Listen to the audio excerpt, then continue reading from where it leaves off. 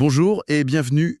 Aujourd'hui, on va explorer un lieu qui, sur le papier en tout cas, promet pas mal de sérénité, de bien-être. L'Éden des Elfes. C'est à Saint-Pierre de Bailleul. Bonjour. Oui, un nom assez évocateur, l'Éden des elfes. On va essayer de voir ce qui se cache derrière. Exactement. Alors pour ça, on a fait un peu les deux. On a épluché les infos sur leur site web, qui est assez détaillé, et puis on a aussi eu des retours d'une visite sur place. Mm. L'idée, c'est de vraiment saisir l'ambiance, comprendre ce qu'Isabelle, la praticienne, propose comme soin, et quelle est son approche finalement. Voilà. Le site parle d'un lieu enchanteur, alors voyons un peu si la promesse est tenue. On commence par le début, l'arrivée sur place. Allons-y, c'est souvent déterminant, la première impression. Apparemment, oui. L'expérience commence avant même le soin. On nous parle d'une entrée par un portail. Pas juste une grille, hein, un vrai portail. D'accord. Et il s'ouvre sur ce que tout le monde semble décrire comme un endroit magique, un écrin de verdure. Ah oui, ça donne envie. Et la sensation qui revient tout le temps, c'est le calme immédiat. L'impression d'entrer dans une bulle. C'est intéressant ça, l'importance de l'environnement. Le fait que le lieu lui-même prépare à la détente. Un jardin aux multiples recoins, comme c'est décrit, ça invite déjà à ralentir, non? Tout à fait. On sent que c'est pensé pour ça, pour cette transition. Et une fois ce portail passé, il y a la rencontre avec Isabelle.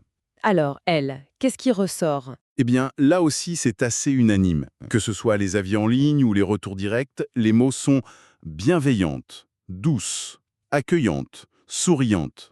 Quelqu'un a même précisé sourire amical en arrivant. C'est primordial ça. La qualité de l'accueil dans ce type de service, c'est la base.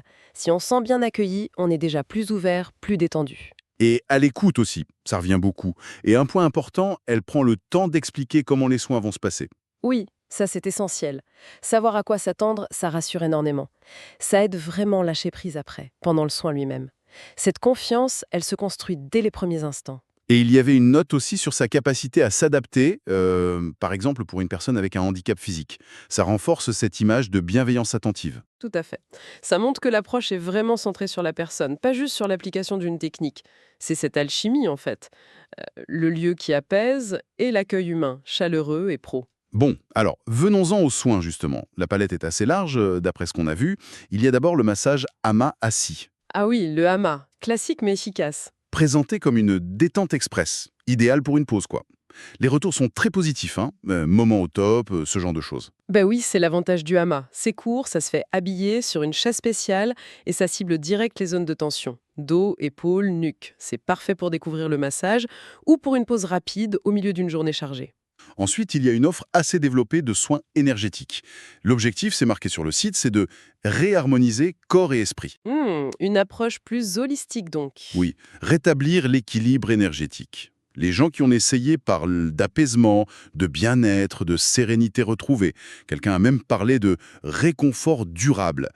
C'est quoi exactement cette approche? En gros, l'idée derrière les soins énergétiques, c'est qu'on n'est pas juste un corps physique. On aurait aussi des flux d'énergie.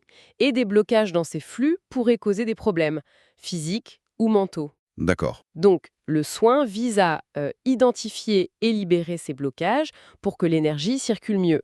C'est une vision globale de la personne. Corps, mental, émotion, énergie. Tout est lié. C'est différent du massage physique, comme le hama, effectivement. Et il y a un autre soin qui a l'air très demandé, le massage visage liftant. Ah oui, le visage, c'est une zone hyper importante. Les bénéfices décrits, ça va plus ou moins que l'esthétique. Bien sûr, on parle de peau plus ferme, plus tonique, mais aussi de profonde détente, d'effets redynamisants, bonne mine. C'est logique en fait. On accumule tellement de tension dans le visage sans s'en rendre compte. Les mâchoires serrées, les sourcils froncés. C'est vrai. Un massage spécifique, même doux, ça peut détendre en profondeur ses muscles et, par ricochet, tout le corps. Et oui, ça améliore la circulation, ça draine, donc l'effet bonne mine et liftant. C'est une conséquence directe de cette relaxation musculaire et de la meilleure microcirculation. Et ils précisent utiliser de l'huile d'argan bio. Ils insistent même sur le fait que c'est adapté aux peaux acnéiques. C'est un détail qui compte, ça, hein? Ah oui, complètement. Le choix des produits, ça en dit long sur le soin apporté. L'argane bio, c'est connu pour ses propriétés nourrissantes, régénérantes, et le fait qu'elle soit non comédogène, c'est important. D'accord, je vois. Le préciser pour les peaux acréiques, ça montre une connaissance fine et ça rassure les personnes concernées. Ça fait partie de l'expérience globale, la qualité du produit. Et la liste ne s'arrête pas là. Il y a aussi l'hypnose régressive pour, je cite, mieux comprendre ses émotions et comportements. Hmm. Là, on touche à un travail plus en profondeur, plus introspectif. Oui, un témoignage parlait de libération. Et puis la sophrologie, mais en petits groupes, pour une parenthèse de bien-être.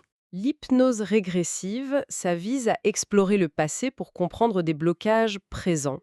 La sophro, c'est plus pour apprendre à gérer le stress au quotidien avec des outils comme la respiration, la visualisation.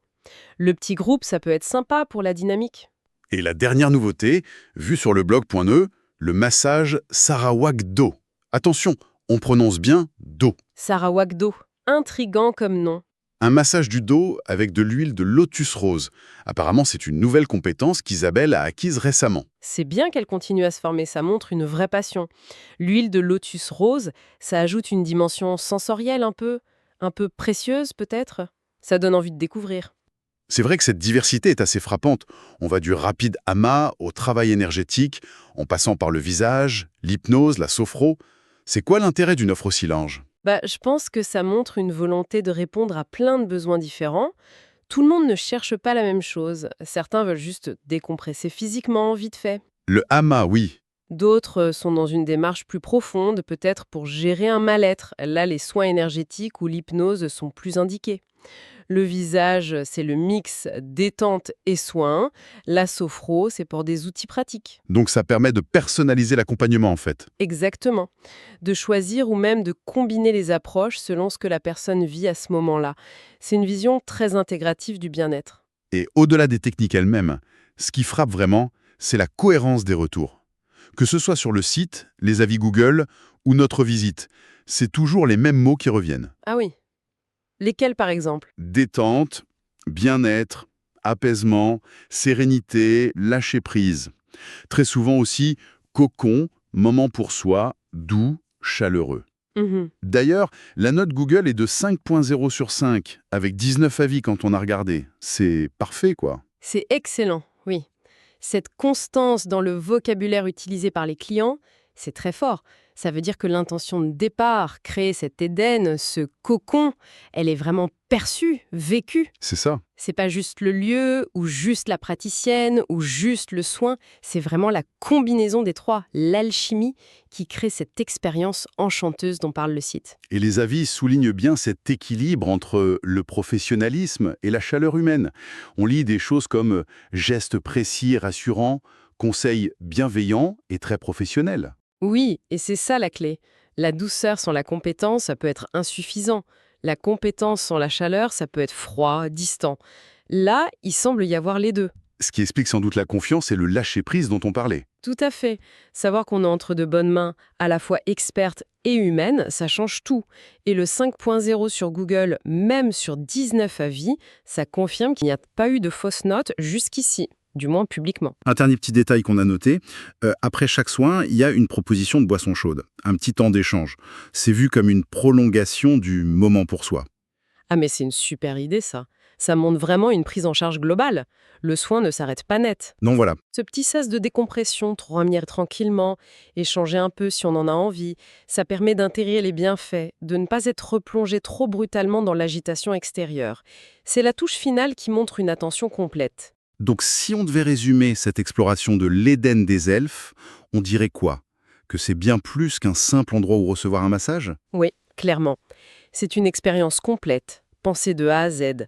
Le cadre naturel dès l'arrivée, l'accueil d'Isabelle qui est salué par tout le monde, la diversité des soins proposés, tout ça semble converger pour créer une vraie parenthèse. Une parenthèse de détente, de ressourcement? Voilà, les mots-clés sont là, le cadre bulle, la praticienne bienveillante et pro, et les soins variés pour le corps, l'esprit et l'énergie. Et toujours cet accent sur le moment pour soi, le lâcher-prise, la sérénité. La promesse semble cohérente et tenue d'après les échos qu'on a. Et pour finir, il y a cette petite chose qu'on a trouvée sur le blog du site. Un article qui parle d'une technique des 17 secondes. Ah oui. C'est quoi ça? À pratiquer, par exemple, pendant les vacances. C'est décrit comme inspiré de méthodes de relaxation, de concentration, de visualisation. L'article fait même un lien avec la loi de l'attraction. Bon. D'accord. Mais au-delà de ça, ça soulève une question, je trouve. Oui, sur la place de ces micro-pratiques de bien-être au quotidien. Est-ce que ça apporte vraiment 17 secondes de pleine conscience ou de visualisation plusieurs fois par jour? C'est ça. Et comment ça s'articule avec des soins plus longs, plus profonds, comme ceux qu'on vient de décrire? Est-ce que ça se complète? Est-ce que c'est autre chose? C'est une bonne question. Le bien-être durable, est-ce que c'est plutôt des grands rendez-vous ponctuels, comme une séance ici, ou est-ce que c'est l'accumulation de petites habitudes, comme ces 17 secondes? Ou les deux, sans doute. Peut-être bien les deux, oui. Une piste de réflexion intéressante. Voilà pour notre exploration de l'Éden des elfes. Merci de nous avoir suivis. Merci.